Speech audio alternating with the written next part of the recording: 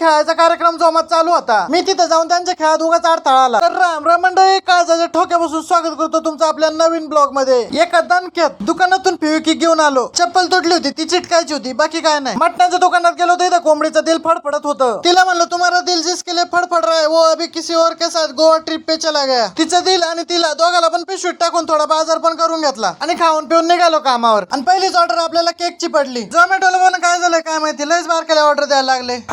भेटली मोठी ऑर्डर भेटली. त्याच्यात पण ही एक मल्टी पार्टनर ऑर्डर होती. मी पोहोचलो पण पार्टनर काय पोहोचलंच नाही. त्याला कॉल करून विचारलं किती वेळ लागेल, ते म्हणला अब्बी आता भैया. तेवढं दिलं आणि परत बारकी ऑर्डर भेटली. ऑर्डर भेटली तर भेटली, पण हॉटेलवाल्याने 10 मिनिटं थांबायला सांगितलं. म्हणलं तुमच्या 10 मिनिटांसाठी मी काय झोपू आता इथं. इकडून तिकडून दिली बो ऑर्डर, ती पण बॅगेत बसाना. कशी तरी वाकडे तिकडे करून बसवली बॅगेत आणि लगेच निघालो. ती ऑर्डर दिली. इकडे दाल खिचडीची ऑर्डर होती, 10-15 असतात खिचड्या. तीच ऑर्डर इकडे द्यायला आलो होतो. ह्या पहिलवानाचा इकडे निवांत आराम चालू होता. बरेच ऑर्डर दिले आणि लगेच घरी निघून आलो. मग प्रॅक्टिसला जायचं होतं तर भूक लागली होती. बनवायला तर काही टाइम नव्हता म्हणून या पट्ट्याकडून वडा सांबर घेतलं. आधी सांबरचा फुरका मारून बघितला. सांबर तर एक नंबर होता, मस्त पैकी दाबून घेतला. प्रॅक्टिसला जाऊन आलो तर जीवलाच वैतागला होता. इकडे यांचा काहीतरी खेळ चालू होता. त्यांना म्हणलं मी पण खेळू का, ते म्हणले निघरे. म्हणलं चला बो, आपलं नाही तर मारतीन शिंगाने आपल्याला. महिन्याला सर्व्हिसिंगला टाकायला जायचं होतं. आपल्या गाडीची चावी सोडून दुसरीच गाडीची चावी घेऊन आलो. म्हणलं कितने भोले हे हम. महिन्याला सर्व्हिसिंगला लावून माघारी चालत आलो. उन्हाचा गार पडला होता. म्हणलं जरा रस पीस पिऊन घ्यावा. चला मी एवढी रसाची बाटली ओढतो, तुम्ही लाईक फॉलोचं बटन ओढून टाका.